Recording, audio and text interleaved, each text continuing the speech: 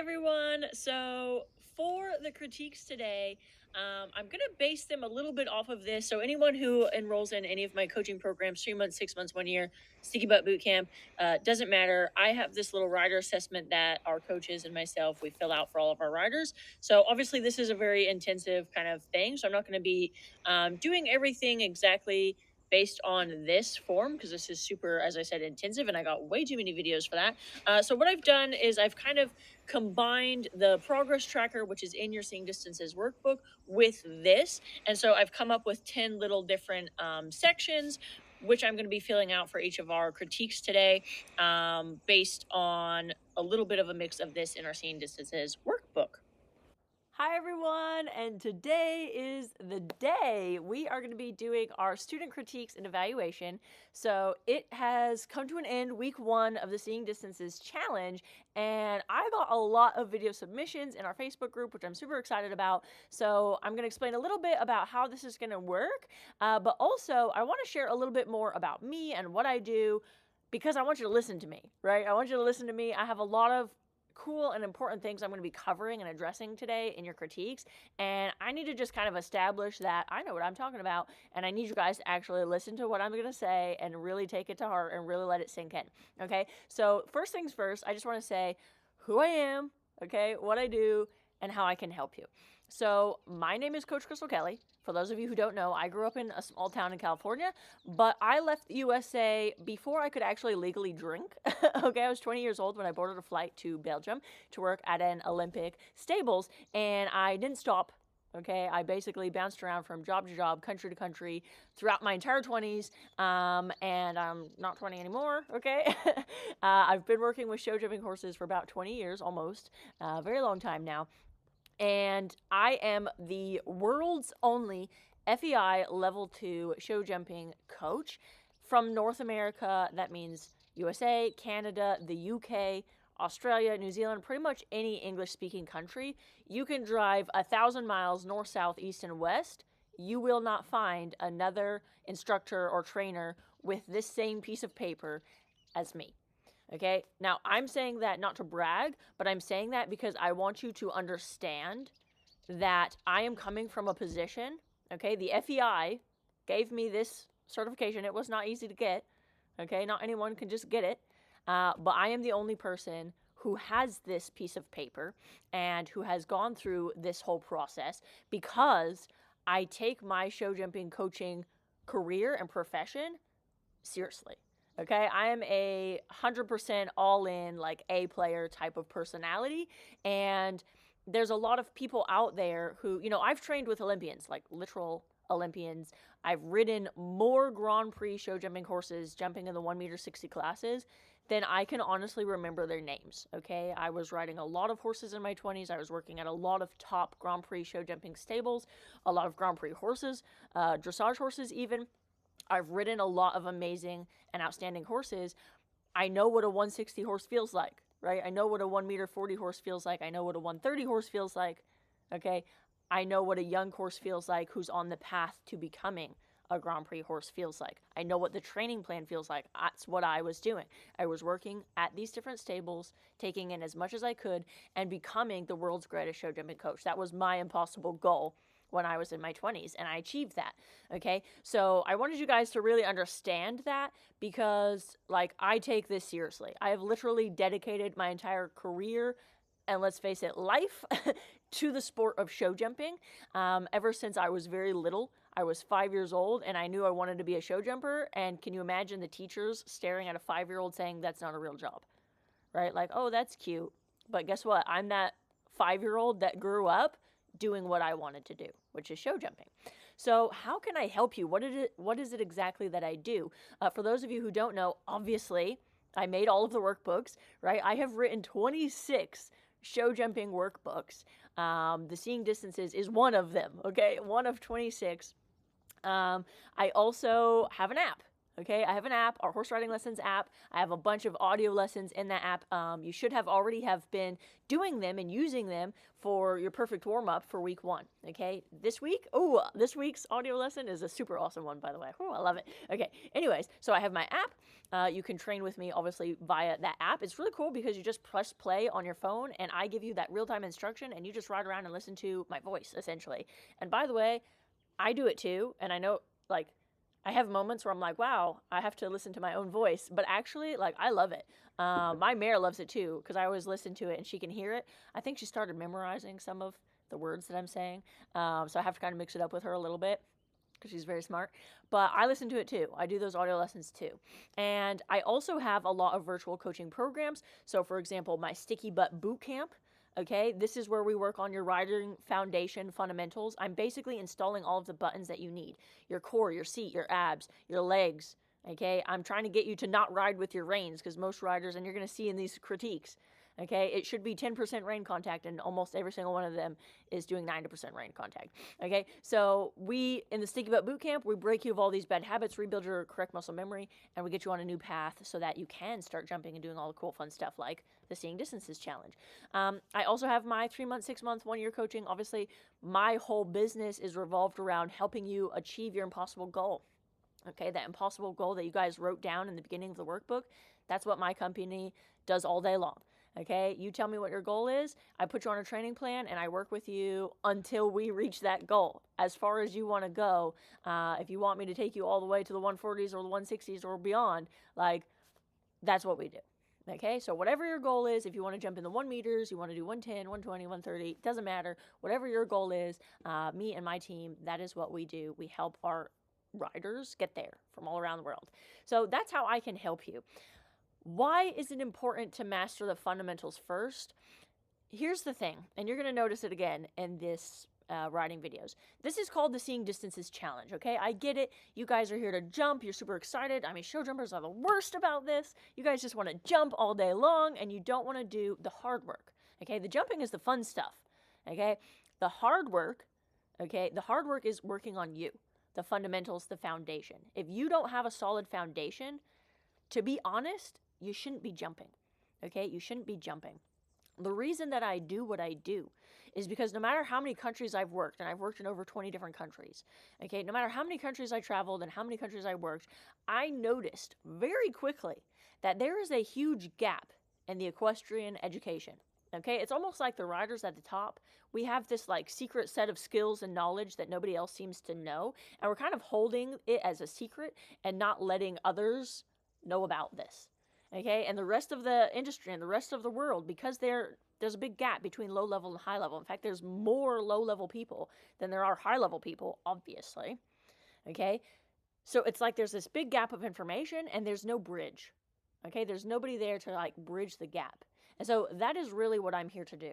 I'm here to bridge that gap. I don't care if you don't have a goal of going 160s, 140s, Grand Prix, okay? It doesn't matter, because without the foundation, without the fundamentals, all you're doing is setting your horse up for failure. You cannot, from 1 meter plus, expect your horse to do all of the work for you. A lot of you guys are going to tell me, hey, Krystal, I've already been jumping for years, and I'm already jumping in the 1 meter classes, 3'3" or blah, blah, blah. So obviously I can jump. Well, a cow can jump 1 meter, by the way. Okay, a cow can jump 1 meter. So you jumping up to 1 meter sloppily, where your horse has to save you over every single jump, that is not what I want to see in this sport. Okay, that is not what should be happening. Your coaches or your trainers, they should be doing the responsible thing, which is installing the correct fundamentals first and foremost, and until and unless you have that, like, you shouldn't be jumping, period. Okay, so I'm sorry if this is news to you guys. Okay, I'm sorry if you don't agree with this and you think, oh, well, that's fine, my horse's job is to save me. Okay, then honestly, like, you can just stop watching this video, because I can't help you. No one can. Okay, if you honestly believe that you don't need to be a partner for your horse and you don't need to be able to ride correctly and you can just kind of hold on to your horse and let them do all of the hard work for you and all of the heavy lifting for you, then this isn't going to work, and I'm sorry, I'm going to have to let you go. Okay, this relationship isn't going to work. Yeah, I'm going to have to break up with you. So you cannot try and, for example, because I do see this a lot. You wouldn't think it happens, but I see this a lot. There are so many people, they come to me and they're already jumping in the 120s or they're already jumping in the 130s. But guess what? There is a hole or a gap in their riding foundation and fundamentals, which is preventing them from moving up in the levels. And the thing is, you cannot scramble your way into the 120s, having skipped those important steps, and then expect that your horse can save you all the time, every time, and then expect to keep jumping bigger and bigger and bigger. Your horses can only save you so much. Okay? They can only save you to a certain point, and at some point, and this is usually what happens to a lot of my clients. Okay, I do a lot of these one-on-one strategy calls. I talk to a lot of equestrians every day, and most of them, they start having their horses stopping, running out. They start falling off, breaking bones, getting injured. Okay, that's like obviously the worst case scenario. But even best case scenario, you still lose confidence and you still are having poles falling. You're not winning ribbons, okay? And you feel a bit like an embarrassment because you're not able to perform or work with your horse the way that you should. Okay, your horse is rushing, you're not in control, like whatever it is, however it's manifesting. Okay, so I see it a lot, unfortunately, and it happens even to riders who are already in the 120s. But that's why at the 120s and 130s, most riders plateau. At the 1 meter, they plateau. I see that a lot. And then again at the 120s and again at the 130s. Okay, most riders, they plateau at these sections, these stages, and they never get beyond that, or they have a very hard time getting beyond that. Or if they do, it's not safe. And then that's when bad accidents happen. Okay, so you cannot try and skip your ABCs and start writing a novel. Okay, we have to discuss the fundamentals. Okay, we have to. I'm sorry, it's non-negotiable. Okay, so if you guys thought that I was going to jump on and critique your videos and ignore the foundation or the fundamentals or your basic riding position, I'm sorry. I'm sorry, that's not going to happen. Okay, I'm going to hold you to a standard, especially if you guys shared your impossible goal with me, especially if you have any kind of goal of improving. You want to jump 110, 120, 30, 40, 50, 60, okay? Whatever your secret magic number is, if you're serious about your goal, you cannot keep doing what you've already been doing in order to get there, okay? If you knew how to get there, you'd be there by now, right? So there is something that has been stopping you from being able to reach your goal, and I'm going to pretty much guarantee it's riding foundation related, okay? And I'm going to point it out in a lot of your guys' critiques, which is really cool. Okay, the other thing that I want you guys to know, distances change when the jumps get bigger. Okay, so every single one of you, I don't know why, I didn't ask you guys to do this.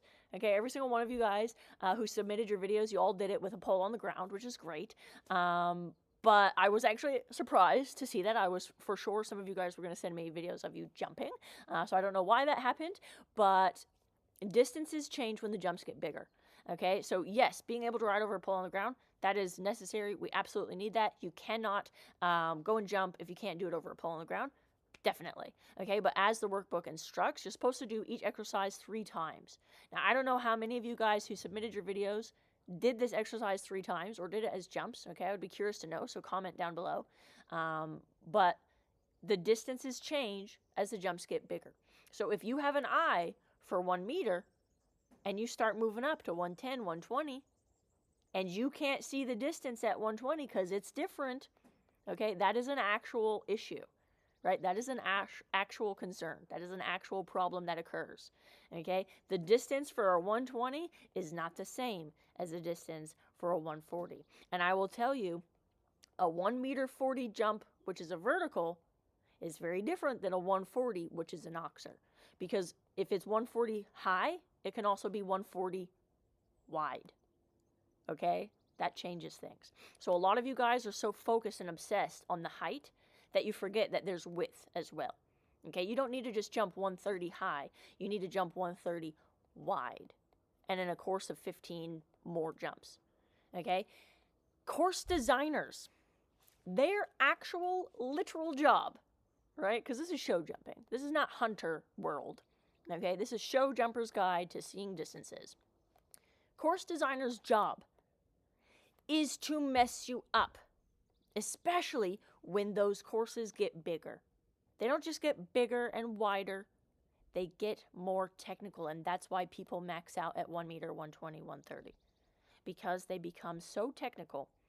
They are trying to mess with you. They are trying purposefully to make the distances very tricky. Okay, so right now, if you're struggling counting 5 strides to a pole on the ground, just imagine how that's going to play out for you when the jumps are at height. You're at a competition, which means the distances are competition length. They're bigger at competitions. Horses usually stride bigger at a competition. They have more adrenaline. They're faster. Okay, so the competition strides are different than training strides. It just is, right? So if you're not used to riding competition distances, you better start. Okay, so the distances, they're already bigger. But on top of that, the course designers are trying to mess you up. They're trying to make that oxer into the combination, make you as the rider overjump it so that you land further than you need to, which actually messes up your distance to the next vertical. Okay, because you overjumped that one, and now boom, suddenly you're too close to the next fence. Okay, because you weren't able to bring them back in time. So it's not just seeing the distance. It's about control, adjustability, knowing what strides you need to get, and then actually being able to achieve it. Okay, so this week 1, was really just the taste, like the taste test of what yet is to come. Okay, so that's why I'm super excited, because I got a lot of videos from a variety of different people in a variety of different countries. We have somebody from South Africa who's already jumping in the 130s, whose goal is to do the 160s. We have somebody in the UK, okay, who's jumping in the 80-90. We have riders scattered throughout the USA. We have riders in Canada. Like, we have riders all over the world, which is really cool. Also, Italy and Spain I saw. So yeah, literally all over the world we have riders. And luckily you guys have submitted your riding videos, which I'm super excited about. And I just want to give a quick congrats to those who did submit me your videos. I can't unfortunately use every single one of them because some of them, the videos were too small or too blurry or what have you. Okay, I'm going to try my best to get as many video critiques as I can. I'm going to try and limit it to an hour, you guys. But I'm going to try my best to get every single one of them. What I want to say is, for those of you who have not submitted your videos, watch their critiques carefully, because I can pretty much guarantee they are making very similar mistakes that you guys are making.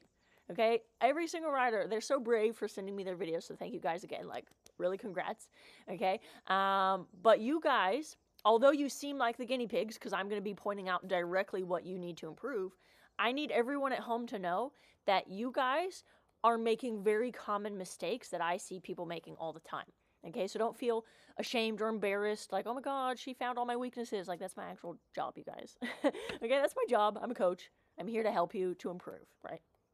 Okay, but I want you to really pay attention to what it is that they're doing, what mistakes they're making, and apply it to yourself. Okay, apply it to you. What am I doing? How can I improve? How can I fix this? Okay, if it's riding fundamental related. And what I've done is I have a little assessment that I'm going to be going through. I'm on a scale of 1 to 5 going to be grading you. Okay, if you are scoring 3 or less on any riding fundamental related assessment that I have, you need our Sticky Butt Bootcamp or our 3-month coaching. Period, non-negotiable. Okay, our Sticky Butt Bootcamp is a 6-week program. Okay, in 6 weeks, I could actually fix all of these things for you. Okay, I know, because I've done it a million times. This is not my first rodeo, you guys. I've been doing this for many, many years in many, many countries on many, many different types of horses. Okay, we have so many people who've done our Sticky Butt Bootcamp, and they're not the same riders, right? They're not the same. They're totally different riders, totally different horses. It's pretty amazing.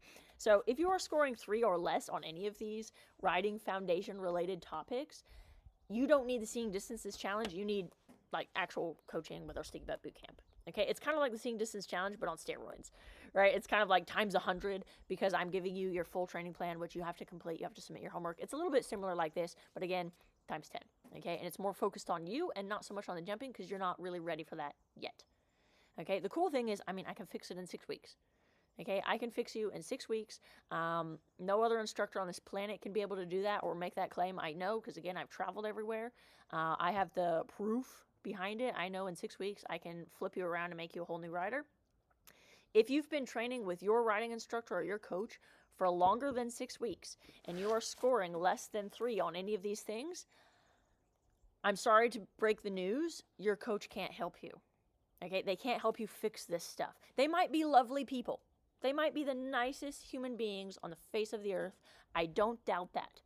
Okay, but they cannot help you with these things. Okay, because if they could, they would have already. Okay, like 6 weeks. If you've been training with them more than 6 weeks, then why are you still making these mistakes? Okay, so there's that. There's that. And again, earlier, that's what I was trying to say when I was saying that I'm the only person qualified to actually teach this. Okay, I've actually put in the work. I've traveled where I needed to travel. I've gone where I needed to go. I spend the money where I needed to spend it to get that knowledge, to get that education, and to become the best riding coach in the world. Okay, having just said that, because some of you guys might be a little bit like, how dare you, Krystal? My riding coach is so amazing. And again, it's not a personal attack on their niceness. Okay, what this is me calling out the truth. Okay, I am a riding coach. I'm not an instructor. People don't pay me, time for money kind of a situation. It's not a, hey, here's an hour of my time. That'll be 200 euros, please.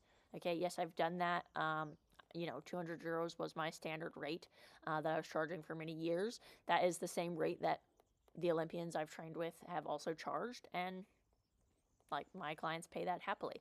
So, yes, at that time I was kind of doing that. I don't do that anymore because I'm not in the business of trading an hour of my time for some of your money. I am a coach. That means I want to know, what's your fitness plan? What are you doing when you're not riding? How many times a week are you riding? What are you doing while you're riding? Okay, what are your goals? I need to make out your training plans, map it out for the next 3 months, 6 months, 1 year, however long, so that you are on an actionable plan, so that every single day you're improving and you're getting one step closer to your actual goal. Okay, so some of you guys, you might listen to your critiques and you might think like, I'm a bad guy. Okay, I'm a bad guy because maybe no one has ever told you this stuff before. Maybe no one has ever pointed out the things that I'm going to point out for you. Okay, it's more than possible. Okay, so I'm not being the bad guy, I'm being your coach. Okay, I take your goals seriously. If you tell me you want to jump 1.10 meters or 1 meter or 80 centimeters, okay, if you tell me you want to jump 130, 140, 150, I'm going to hold you to that. And I'm going to put it in my soul, okay, because this is really what I love to do, right? It's in my soul to help you to get to that level, okay? That is what I am here for. That means I need to hold you to that standard, okay? And again, if you're not happy with me being truthful and honest, and if you're just here so that you can hear nice, happy, rainbow, unicorn, butterfly things, I'm sorry, that's not what I'm here for. I'm here to make you better. I'm here to hold you to a standard. I'm here to hold you accountable for where you are right now, and I'm here to help you take the next step to get to where you want to go. That's why I'm here. And I can't do that if I have to have a filter on my mouth and just smile and nod and say, oh, that looks great. Keep going. Okay? I'm not going to do that. Okay? I'm not. So if you disagree with that, okay, if you disagree with that, if you're going to be too emotional, if you don't like the truth, okay, if you want to live in la la fairy tale land of unicorns and butterflies and rainbows, please stop watching this video. Please stop, because it's not going to get better, right? It's not. I'm going to tell the truth. And I hope that's fair.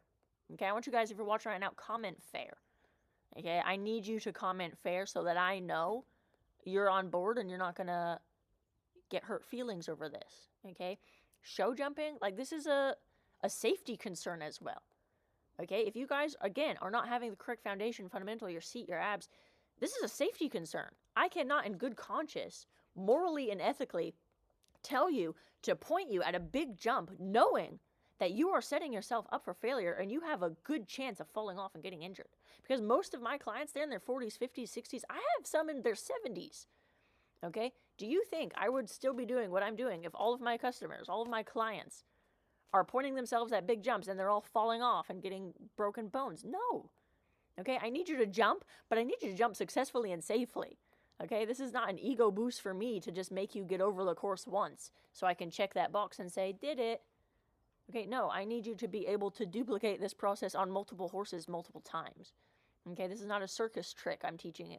I'm teaching you how to become the level of rider you need to be. If your goal is to be a 110 rider, I need you to level up and become a 110 rider. If your goal is to jump 120, 130, I need you to level up and ride like riders who are at that level are riding. I need your horse to become a 130 jumping horse. I need them to become a 160 jumping horse. Or if they can't, we got to get you one that can. Okay, because that's the bottom line. It's show jumping. Okay, so I need you to take what I'm saying to heart. And I need you, if you're not okay with me being honest and truthful, to just stop watching. Okay, comment fair down below. And then we can go ahead and proceed. Let's go ahead and jump in on our critiques. Okay, in our first video, we have Cindy from South Africa. I've gone ahead and muted the video, so I have already watched and seen. So I'm just going to go through my assessment form. So on seat bones and using core and abs, I actually gave you a 3, Cindy, and you will see that you are kind of bouncing in the saddle quite a few times throughout this video. You do have a bit of a dressage background, so I love that you're like leaning back. This is looking really nice for the most part, but you can see that you get some airspace between your bum and the saddle quite often. Yeah, I think your horse is probably a big mover, so that doesn't help. That means you have to work twice as hard, but you can definitely see, and I wish I would be able to pause it in the exact perfect moment. Yeah, you can see that you're kind of going to the back of the saddle and then sliding, and then going back to the saddle and then sliding, but there's definitely like some airspace between your bum and the horse. And as far as using your core and abs, you are definitely really locked with those elbows in your upper body. So you are riding a lot with your hands here, okay, more than you are your abs. Obviously you're fit, but I think you're relying more on the reins than you are your core and your abs, because I don't see like that down transition was 100% your reins. You did not use your abs there, okay? So I gave you a 3 on seat bones, core, and abs. Lower leg around belly of horse, not swinging. I actually gave you a 4 out of 5 for this one. You can see that you do have your leg wrapped around the belly. Your toes are out at a 45-degree angle. So this is looking pretty good. No knee gripping. I gave you between a 3 and a 4 because like there in the down transition, your lower legs swing back. Ooh, went a little bit too far.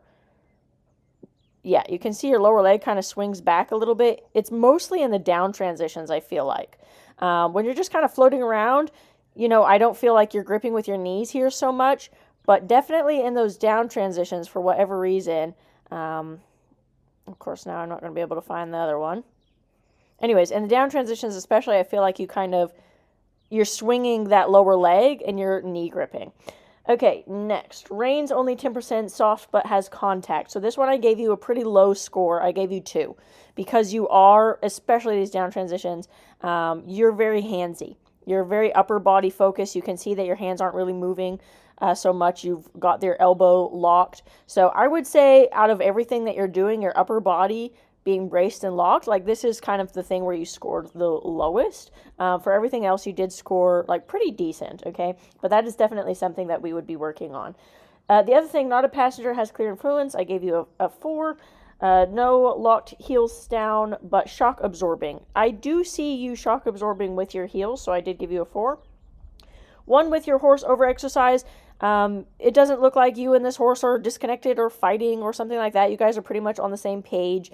So that one I also gave you a 4. Saw distances to exercise when you unmute it and you watch you counting. So you are actually getting your strides that you're counting, but I want you to notice, like, it happens 3 or 4 times. Your horse is actually stepping on this pole with its hind foot, or it's stepping over the pole. And it happens 3 or 4 times. Okay, so that tells me the horse is not getting the 2 feet over the poles. That tells me a couple of things. Either this horse has no respect for the poles with its hinds, so I'd be curious to hear in a competition environment, is it knocking the rails down mostly with the hinds or more so with the fronts? That's something to kind of take into consideration. But also because you are really kind of compressing this horse. Like, look how much, this horse seems like a very big mover to me, but because you're so kind of handsy, I do feel like you're sort of compressing this horse a lot and trying to keep it on a slow, even, steady rhythm. And by doing that, you're kind of restricting the movement a little bit. And so your distances are coming up a little bit too close to that pole with the hinds. Okay, so you're not exactly getting it with the pole into the center of the horse's belly. So that is, you are kind of seeing the distances, but also It's just sloppy enough that like the horse is kind of stepping on the pole, if that makes sense. So it's not 100%. So for that one, I did. I wasn't quite sure because you are able to count, but at the same time the horse is stepping on it. So between 3 and 4, somewhere in that range. Horse relaxed and listening. This horse is definitely relaxed. There's no tension or stress in this horse. So I gave you a high score, also a 4. Again, the down transitions is where I kind of see a little bit more of the tension. That's more so because of you, not so much because of the horse. And then there, the horse kind of tossed its head to tell you that you were kind of gripping a little bit too much with your hands. So little small movements like that, but nothing too crazy. Horse stepping 2 feet over the pole, we already discussed that. Balance, calm, freedom of movement, horse not restricted by rider. Here, as I mentioned, I do feel that you are kind of restricting your horse a little bit. It's not a lot, but I was also kind of ranking you between a 3 and a 4. Okay, next video, Kim. So Kim, when we are talking about on your seat bones using your core and your abs, you can see very clearly that you are actually riding 100% of this video on your pubic bone, so on your crotch. You are not riding on your seat bones at all, and you can see there's actually quite a lot of bouncing happening. Also, you are 100% using your reins to try and hold this horse. You are not using your abs, okay? So for that, I mean, like a 1. Okay, a 1 or a 2 to be nice. Okay, lower leg around the belly of the horse, not swinging. So this one, you are actually kind of wrapped around the horse's belly a little bit, but then also I feel like when you ride a little bit closer, because it's a bit hard to tell when you're further away. Okay, so there it looked like your toes were out just a little bit, but I feel like sometimes your toes are a little bit pointed forward. Your knees are definitely pointed forward, even if your toes come out a little bit. Yeah, no, here I feel like your toes are a little bit more pointed forward. So you can see that your knees are pointed forward and your toes are mostly pointed forward. It's physically impossible to wrap around the belly of the horse if your toes are pointed forward and your knees are pointed forward. So for that, I gave you like a 3.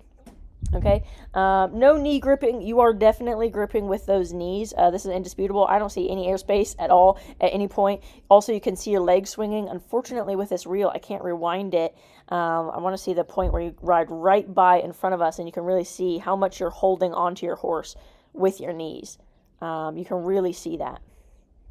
Okay, anyways, I want you to take a look for that. So for that one, I also gave you a 2.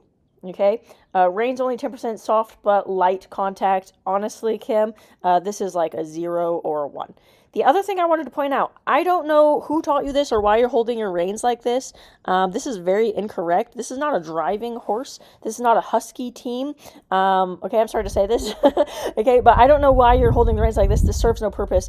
This has no function, and actually it takes away your power, because you can see throughout this video, you're kind of fighting with your upper body so much. I mean, you're not using your abs. But also, this is part of it because your reins are actually ineffective when you hold them that way. We need to get you holding the reins correctly. I don't know why you're doing this, but yeah, this is not how you hold the reins, okay? Okay, so that one, obviously, as I said, I gave you basically a 1. Okay, not a passenger, has clear influence over your horse. I feel like you are fighting this horse every single step. She's kind of listening to you, don't get me wrong, her ears are on you, but she's kind of hopping around, swapping her leads in the hinds. She's just barely containing herself. Like, this is a small arena. I can't imagine if you were out on a trail jumping cross country, or if you were, jumping in a huge, massive show jumping arena, like, with adrenaline. I can see very easily you losing control very quickly with this horse. So, for me, you are a little bit of a passenger, but at the same time, you're kind of fighting with this horse. So I gave you a 3. No locked heels down, but shock absorbing. For this one, I gave you a 2. Again, it's not bad. I've definitely seen worse, but there's a little bit of springing, but it definitely needs to improve. I need you to not be bracing so much, although most of it is related to your heels, okay? Next, 1 with your horse over exercise. So again, this one, I had to give you a low score just because you are fighting your horse so much, right? It's like she wants A and you want B, and you're just constantly asking for B, and she constantly wants A, and you're just not on the same page. Okay, so that one I did give you also a 2. Saw distances to exercise. Actually, for the counting, you were able to count. I think you only messed up, once when you're counting out loud the distances, and that was on a circle, which, I never asked you guys to do it on a circle, so fair enough. So for that, I think I gave you like a 3 or a 4 for this particular exercise. You were able to actually count the distances. Horse relaxed and listening. So as I said, obviously your horse is not relaxed. She is not running and bolting with you. Like, she's not out of control. I don't think she's a crazy mean horse. Like, I like that she's spunky. This is actually a really nice forward-going horse. So I really like her attitude. It's not so much about that. To me, it's more just she's not relaxed, though her ears are on you. So again, for this, I gave you a 2. Okay, horse stepping, 2 feet in balance, calm, freedom of movement, not restricted by rider, keyword there. Again, sorry, Kim, but I had to give you a low score. This was a 2, okay, just because you guys are fighting so much. Next rider is T, and unfortunately, she did not do this exercise correctly. She's supposed to count down 3, 2, 1, pole, and actually you counted 1, 2, 3, 4, so I cannot actually assess if you've got an eye because you didn't do this exercise correctly. So I'm going to skip that one, saw distance to exercise, but I'm going to address the other ones, okay? So on seat bones, using your core and your abs. Here you can definitely tell you are bouncing. There's a lot of airspace between your bum and that saddle. You are bouncing quite a bit, actually. Okay, so you do not have your seat. You're not on your seat bones. You're actually on your pubic bone, your crotch. Your pelvis is tilted forward, and you are not using your ab muscles at all throughout this entire exercise, even when you slow your horse down, okay? So that one I had to give you basically a 0 or 1, okay? Lower leg around the belly of the horse. Actually, your stirrups look slightly too long in this video. I would have to see, like, from a different video clip because it's a little bit dark, but it looks like you're kind of on your tippy toes and you're having a hard time being on your stirrup, so that actually might be part of it. But also, you are really kicking your legs very far forward, so that might be part of it too. But your leg is swinging around the belly of this horse. You can actually see it throughout the video, like it's swinging and it's sticking forward quite a bit. You do have a little bit of, around the corner, like you can see you're kind of pointing your toes out a little bit, so you have like a little bit of contact, but also he breaks into trot there. So again, I had to give you a low score of 1.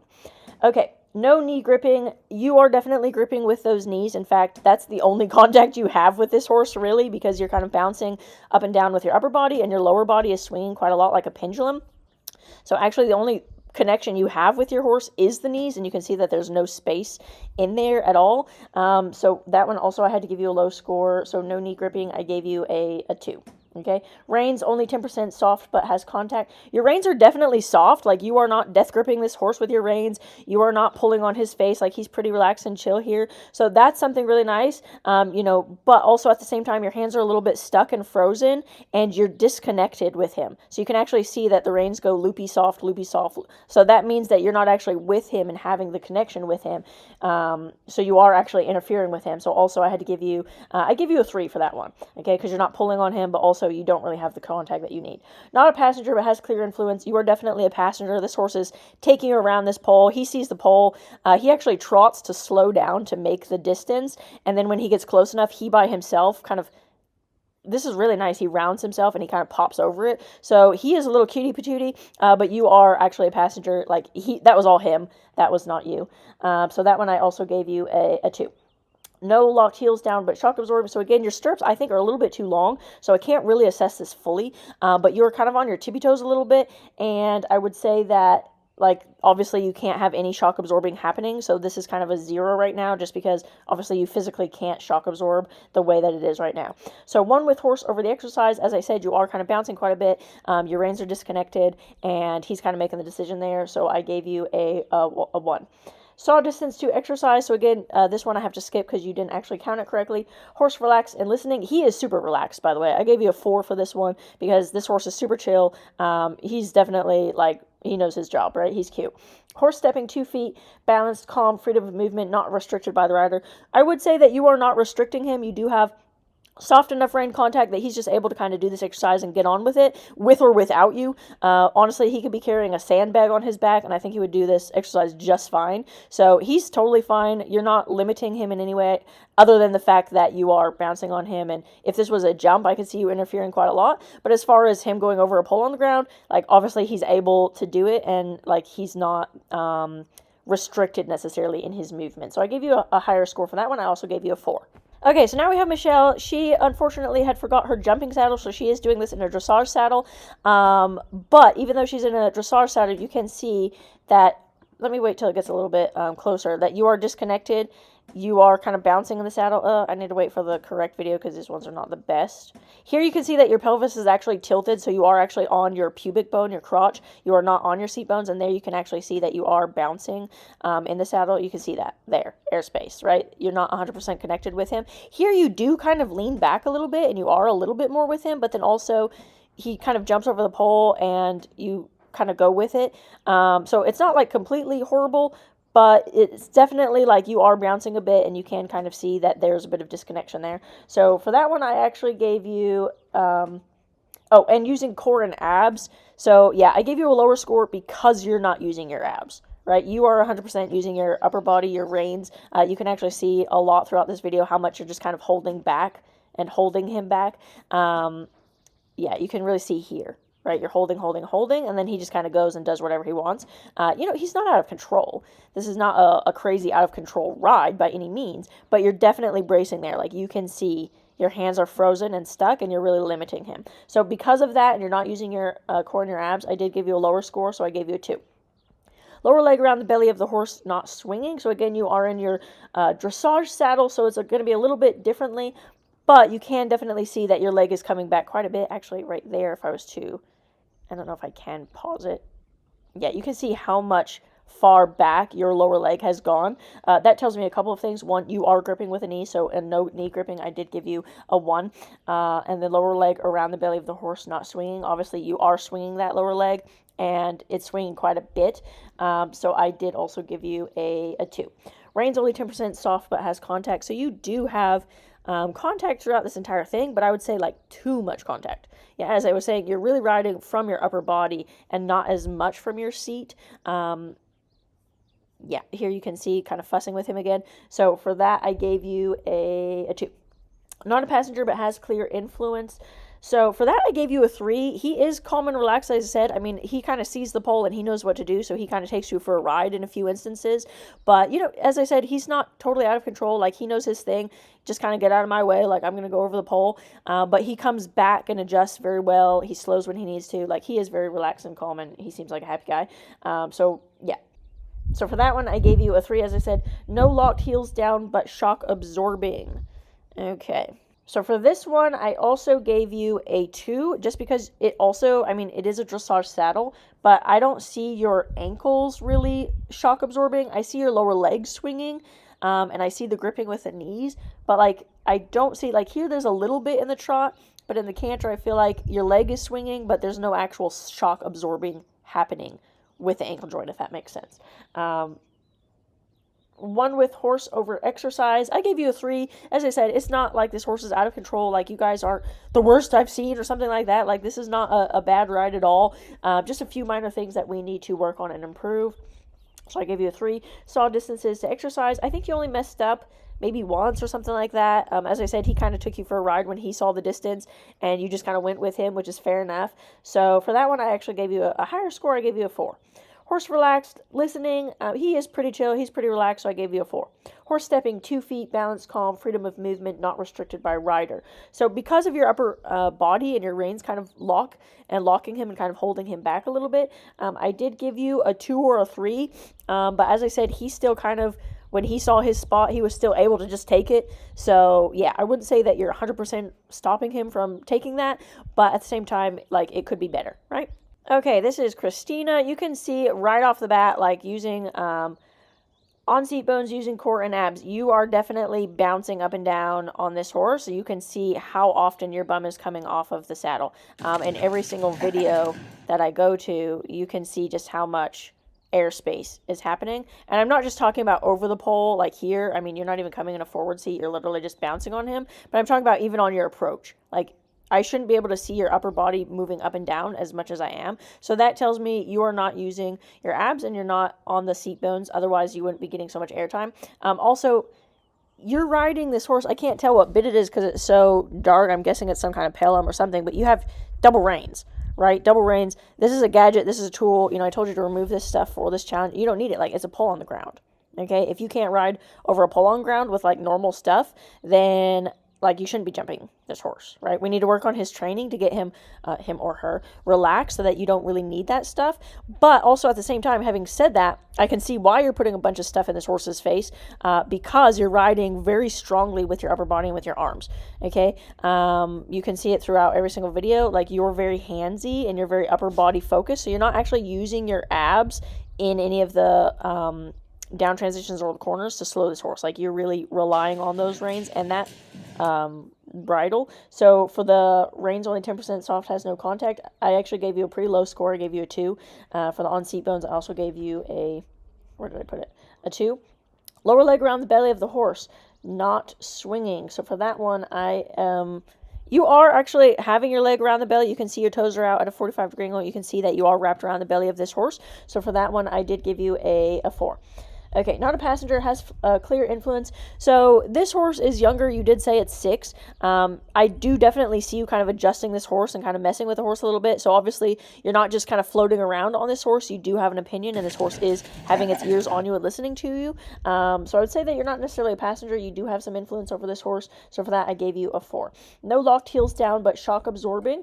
So you are actually having your ankle joints kind of shock absorb a little bit. You can definitely see them here. I think you're wearing spurs though. Again, I don't know why you're using all this different stuff for a pull on the ground. I would definitely remove the spurs for this horse. But yeah, as far as the shock absorbing of the ankles, I did give you a 4. One with your horse over the exercise. You can't truly be 1 if you are bouncing up and down and if you're not using your abs. So I gave you like a 3. Okay, this is definitely something that I would suggest we need to fix, but I've seen worse. Okay, so this is this exercise, so you were able to complete this exercise counting down 3, 2, 1, I believe. I don't think you messed up. I think in the last video or second to last video, the horse stepped over with its hind foot, so it definitely wasn't perfect. Was it this one? Yeah, that one. So it's definitely not perfect. Yeah, there. You can see, so you were not able to kind of set this horse up for success over that one, but really I think that was the only one that you had that. I think all the other ones were pretty okay. So that one I gave you a 4.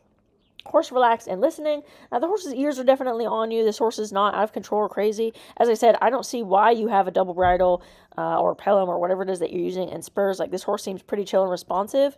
So, you know, I don't really see any purpose why you need those things. I think if you rode with your seat and your core a little bit more, then probably you wouldn't really need that stuff anyways. From what I'm seeing. Okay, so horse relaxed and listening gave you 4. Horse stepping 2 feet balance, calm, freedom of movement, not restricted by rider. So obviously because you are riding with your upper body, you know, I did give you a bit of a lower score for this one because you are restricting the horse's movement, but at the same time, your horse is able to move, so you're not like completely holding this horse. She still has kind of a nice swingy stride here. So you're restricting a little bit, but not too much. So I give you like a, where is it? I gave you a 3, okay? Okay, next we have Sarah. So on seat bones, using core and ab. You are definitely not on your seat bones. Sometimes you are leaning a little bit back. Not here, you're leaning a bit forward. You're definitely on your pubic bone here. You're on your crotch. So you're not on those seat bones, but you're also not like super bouncing, but also this horse doesn't look like it has a very big swingy movement like some other horses. So that I think is part of why you don't see as much airspace. But yeah, you're definitely not using your core and your abs, and you're definitely not on your seat bones. I mean, if the horse was to stop in this moment here, you would have fallen off. Okay, so yeah, we got to fix that. So I gave you a 1 or 2. Lower leg around the belly of the horse, not swinging. I feel like, again, this horse seems quite small for you. You have very long legs, so you're not really wrapping around the belly of the horse, but it might just be partially because, well, these stirrups look slightly too long. Well, maybe not so much long for your leg, but for this horse, like you're not really kind of able to really wrap around the belly of this horse correctly. But also you are pointing your toes forward and your knees forward, so that is also just your position as well. So I gave you a, where is it? I gave you a 2. No knee gripping. This one, I gave you a 3 or a 4. You actually seem pretty relaxed in your knees. Like when you come around the corner here, I actually feel like your knees are moving. Like I can see the inside of your breeches there. So yeah, I don't think you're gripping with your knees. You're probably a little bit too relaxed with your legs, actually. So yeah, that one I gave you a pretty good score of 4. Okay, reins only 10% soft, but has contact. So you are kind of floating around this arena. You're not really having rein contact. You can see it goes like loopy contact, but your hands are kind of stuck in place, right? Your hands are stuck in place, but the horse's head and canter moves quite a bit. So you need to be moving with your horse a little bit more. And you can see when your horse's head comes up here and he's kind of fighting with you a little bit. So that means that you're not having the consistent contact, but also your reins, you're like using your reins more than you need to. So I gave you a 2. Not a passenger, but has clear influence. You are definitely a passenger. This horse is just kind of floating around and you're just kind of pointing it at the poles and the horse is doing the rest of the work for you. So this horse is, you know, kind of doing its job. It's on a nice steady rhythm. And yeah, you're just kind of along for the ride, to be honest. Okay, so that one I gave you a 1. No locked heels down, but shock absorbing. So again, I think on this horse you're a little bit limited because your stirrups are a little bit longer. I don't think you can shock absorb too much with your leg. Like, you can see how long your leg is here. But again, I think partly it's just this horse is a little bit too small for you. Like, you have very long legs. So for this one, I gave you a 2. One with horse over exercise, I also gave you a 2. As I said, like, you're leaning forward quite a bit. Your horse is kind of the one making the decisions here. Yes, you're kind of pulling them around for the jump, but like there was that moment where when the horse kind of slowed down there, you could have fallen off had they slammed on the brakes or something like that. So yeah, as far as that goes, one with horse, I gave you 2. Saw distances to exercise. When I was listening to it, I think there was a couple of times where you didn't count it correctly, or you messed up the distances. So I think maybe half, probably 50% of the time, you counted it correctly. The other half, not as correct. So for that, I gave you a 2 or a 3. Horse relaxed and listening. I mean, this horse is not out of control. He's a very nice, chill horse. He's definitely got his ears listening to you.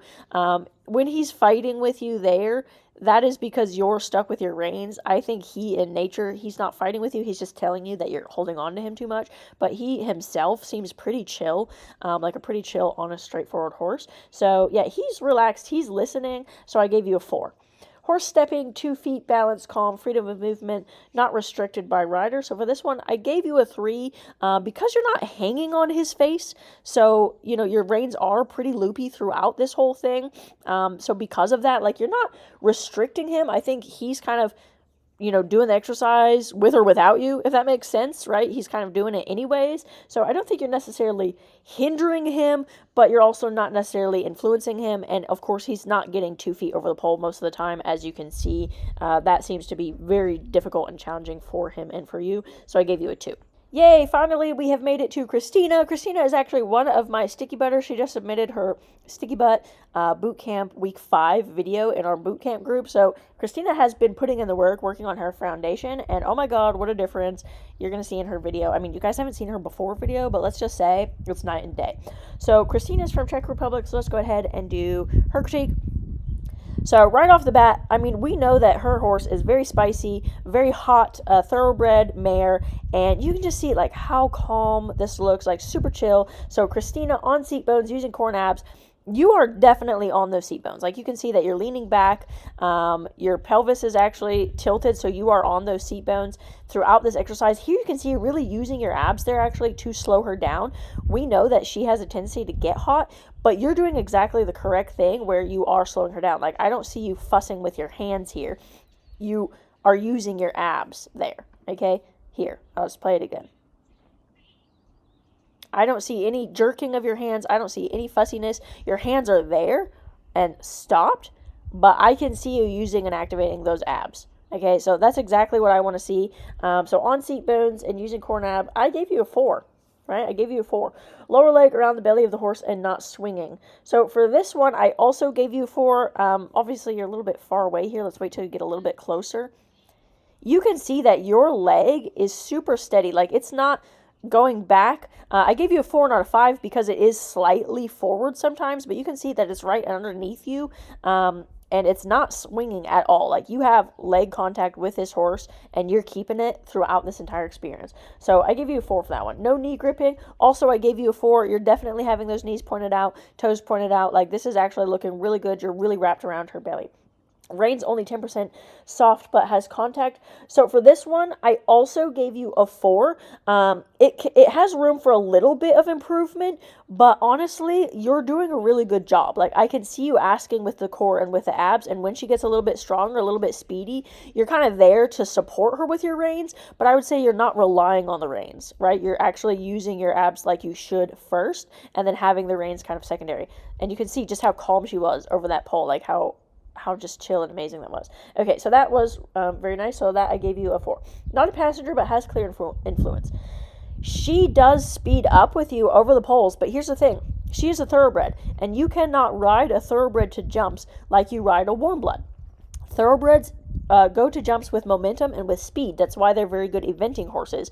Warm bloods go to jumps with power. So the fact that she's stretching and taking a bigger, lengthier stride in order to make the distance for the poles, that is not her racing or speeding up. I'm actually totally okay with that, right? Because you have to ride her with a little bit of speed and momentum over a course of jumps, whereas with a warm blood and a sport horse, you don't have to. You need power, not speed, okay? And you're doing the exact right thing where she starts to lose it. You are actually the only rider I've actually seen in every single critique who made a circle, got her how you wanted, like set her up for success, and then you approach the poles.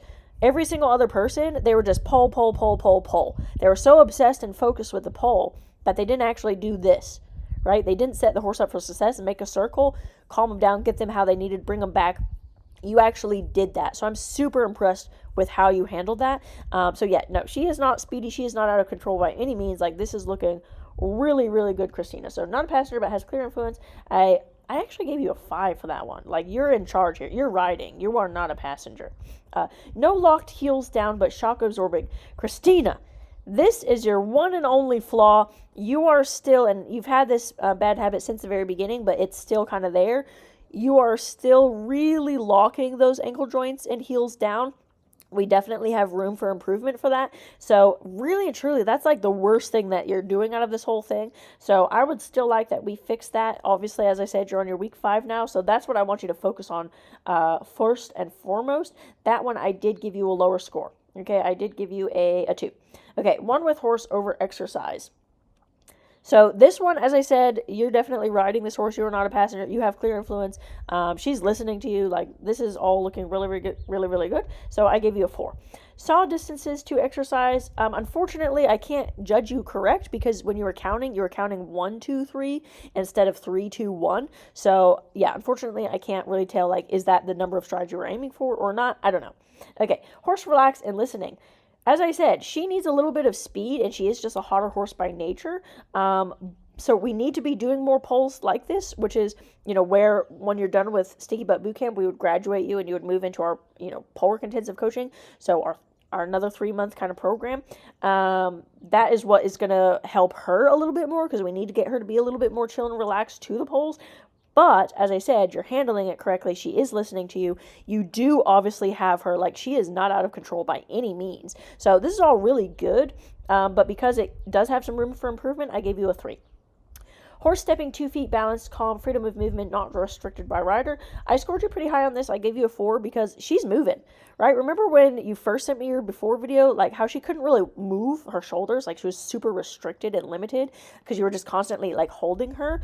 Here, you're not holding her, like you're letting her do what she needs to do over those poles. Like, she was able to stretch and move her body freely over this exercise, which is exactly what you want. So, yeah, this is looking really, really good. Awesome work, Christina. Like, you're doing an awesome job.